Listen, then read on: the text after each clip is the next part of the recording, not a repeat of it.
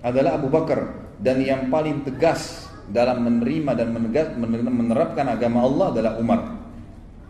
Dalam beliau dan dikatakan umatku yang paling sayang kepada umatku adalah Abu Bakar, dan yang paling keras dalam agama Allah adalah Umar. Ini sebuah fadilah, maksudnya tegas, halal-halal, haram-haram, gitu kan? Dan tidak ada toleransi. Hukum-hukum bagi Umar tidak ada main-main. Nanti akan kita lihat bagaimana kisah pada saat jadi khalifah dan bagaimana dia menghukum gubernurnya yang coba membangun rumah ya dari uang-uang yang diambil dari masyarakat. Kemudian Nabi SAW juga bersabda, fadilah yang lain adalah menunjuk Abu Bakar dan Umar di depan para sahabat, dan ini dinukil oleh Abdullah ibn Khantab radhiyallahu anhu, dan ini ya disebutkan diriwayatkan oleh Imam Tirmidzi dalam kitab Manaqib dan disahihkan oleh Syekh Albani. Kata Nabi SAW, hadani sam' wal basar. Dua orang ini Abu Bakar dan Umar adalah perumpamaan penglihatan dan pendengaran bagi umatku. Artinya posisi mereka luar biasa. Kita tahu mata dan pendengaran ini dua-duanya posisinya sangat berpengaruh dalam kehidupan kita. Orang biar lumpuh kalau matanya masih bisa melihat, telinganya masih bisa mendengar, itu sebuah fadilah. Ya, dibandingkan kalau dia buta walaupun semua tangannya utuh, kakinya utuh, tetap sulit, nggak bisa melihat. Atau dia tuli, nggak bisa mendengar, tidak tahu apa yang dijadikan target. Beda, mata dan pendengaran punya posisi dalam tubuh kita. Maka Nabi SAW menunjuk Abu Bakar Umar sambil berkata, ini keduanya adalah perumpamaan penglihatan dan pendengaran bagi umatku. Nabi SAW juga pernah bersabda di dalam hadis yang lain riwayat Tirmidzi juga, saya tidak tahu, kata Nabi SAW, berapa lama lagi saya hidup di antara kalian. Kalau saya meninggal tiba-tiba, maka jadikanlah dua orang ini sebagai tauladan setelahku. Teladani dua orang ini. Lalu beliau menunjuk kepada Abu Bakar dan Umar. Ini berarti fadilah-fadilah yang tersembunyi atau yang tersirat maksud saya dari Nabi SAW. Nabi SAW juga menyampaikan berita gembira fadilah kepada Umar bahwa dia penghuni surga.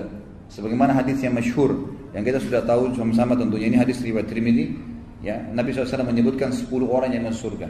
Kata Nabi SAW, Abu Bakar di surga, Umar di surga, Uthman di surga, Ali di surga, Talha di surga, Zubair di surga, Abdurrahman ibn Auf di surga, Sa'ad ibn Abu Waqqas di surga, Sa'id ibn Zaid di surga, dan Abu Ubaidah bin Jarrah di surga. 10 orang yang masuk surga.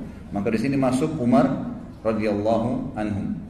Kemudian juga dikatakan di dalam hadis yang lain, diriwayatkan oleh Imam Tirmidzi juga dan disahihkan oleh Az-Zahabi juga Al-Hakim, sepakat masalah itu, bahwasanya Nabi SAW pernah menunjuk akan masuk hari ini dari pintu masjid ini ahli surga.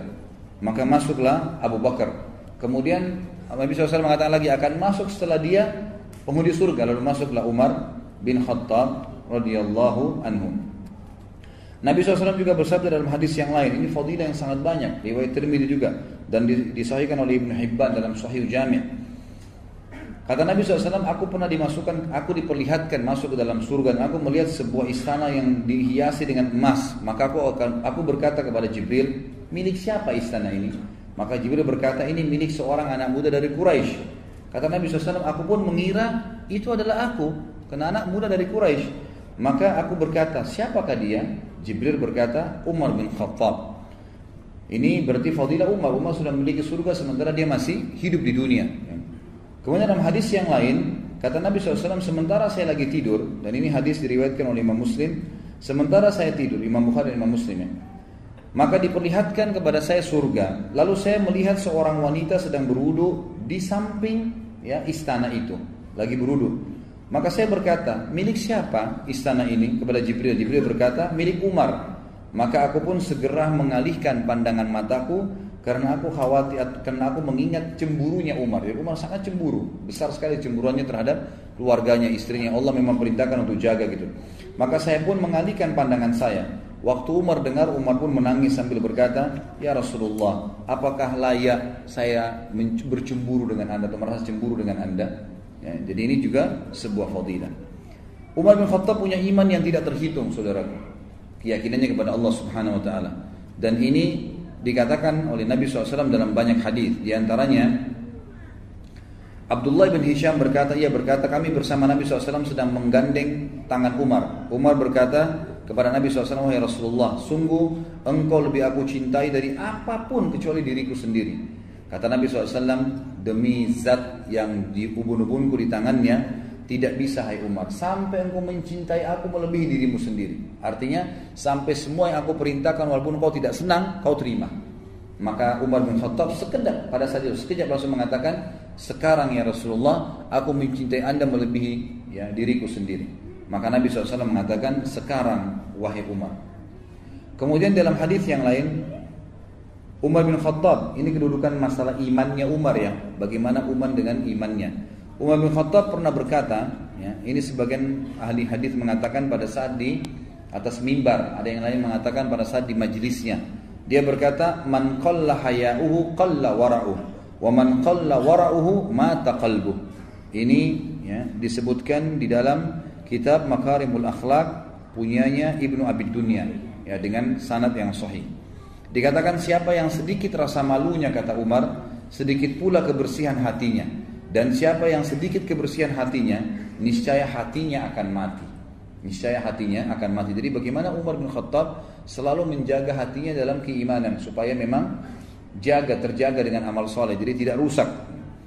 Kemudian dalam hadis yang atau riwayat yang lain, Umar bin Khattab berkata, man istahya istaghfa, wa man istaghfa ittaqa, wa man ittaqa wuqiya.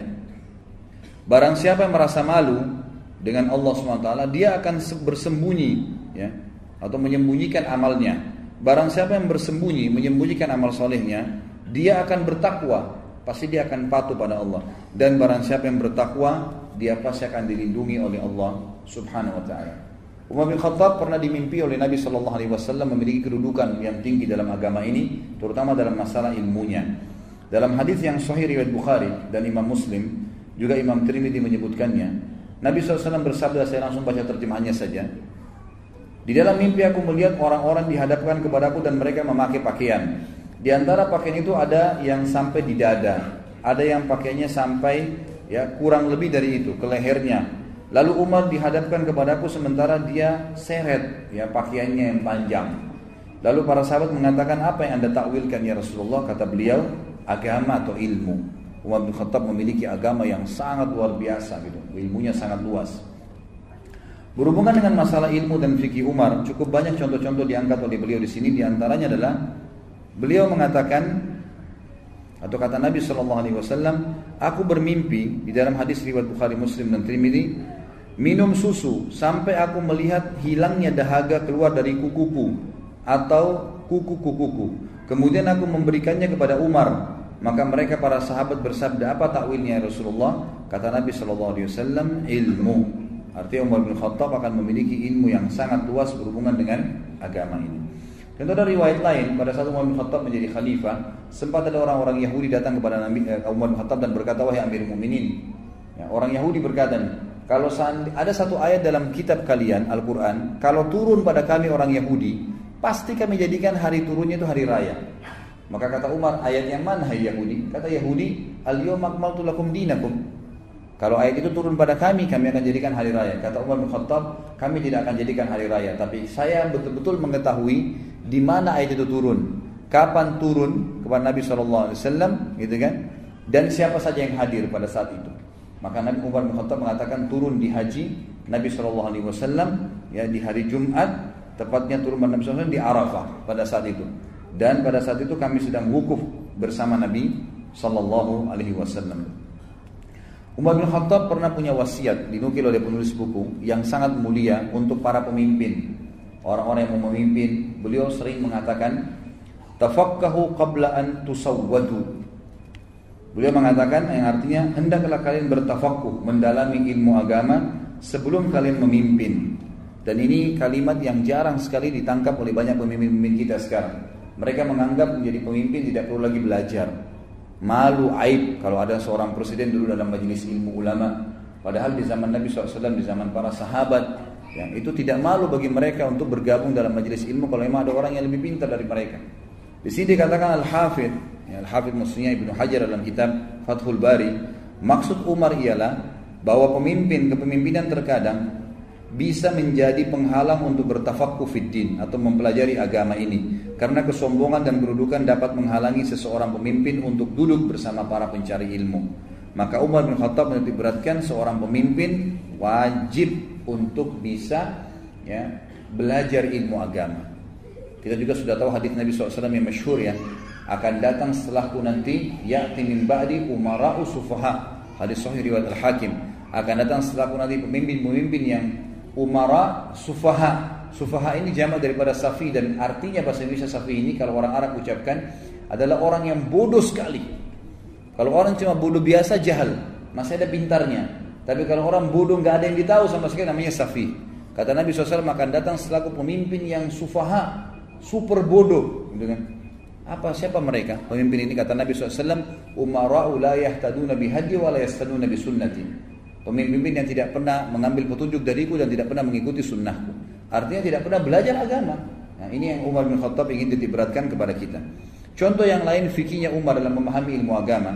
Datanglah seseorang Al-Harith bin Muawiyah Al-Kindi berkata, aku pernah menaiki hewan tunggangan bersama Umar bin Khattab, lalu aku ingin bertanya padanya tentang hukum. Dia berkata, wahai Amir Mukminin, rumahku kecil. Kalau aku sholat, istriku selalu ada di sebelahku. Kalau dia mundur, buat satu saf, maka badannya akan keluar dari bangunan rumahku, karena kecilnya rumahnya. Radhiyallahu anhu. Jadi nggak cukup, kecil sekali. Kita bayangkan kalau dua orang berdiri, sholatnya laki-laki perempuan harus bersebelahan. Kalau dia mundur, buat saf sendiri keluar dari rumah, gitu kan? Bagaimana kira-kira hukumnya? Apa yang saya harus lakukan supaya saya bisa sholat dengan istri saya? Kata Umar bin Khattab, kalau engkau menjadikan kain saja antara kau dengan istrimu, kemudian dia sholat di sebelahmu, maka sudah sah, nggak ada masalah. Dan ini juga sebuah pelajaran ulama fikih mengambil hukum. Kalau tempat itu sangat sempit, tidak bisa perempuan berada di saf belakang, maka boleh dia berada di sebelah laki-laki tapi dipisahkan dengan hijab. Kemudian juga dinukil dalam kisah yang lain, Abdurrahman bin Abdul Qari rahimahullah, seorang ulama tabi'in berkata, ini kisah tentang sholat tarawih ya. Dikatakan tentu ini riwayat-riwayat semua ada footnote-nya kalau yang pegang bukunya ya. Kalau yang belum memiliki buku bisa didapatkan di depan. Maka dia berkata, di zaman Umar bin Khattab ya, jadi khalifah, di masjid Nabi terpencarlah orang sholat di malam Ramadan. Ada yang sholat berjamaah, ada yang sholat sendiri. Maka Umar bin Khattab pun keluar dan berkata, menurutku seandainya aku mengumpulkan mereka di belakang satu imam, niscaya ini hal yang lebih baik.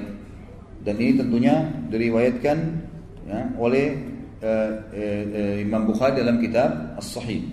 Kemudian Umar bertekad untuk mengumpulkan mereka di belakang Ubay bin Ka'ab, sahabat Nabi yang paling pintar bacaannya waktu itu Al-Quran. Kemudian aku pun keluar di malam yang lain sementara orang-orang sholat di belakang imam mereka. Umar berkata, sebaik-baik bid'ah adalah ini. Dan orang-orang yang tidur tidak ikut sholat pada saat itu, tetapi menundanya hingga akhir malam lebih baik daripada dia ikut sholat. Maksudnya adalah orang yang sholat di akhir malam lebih baik daripada awal malam.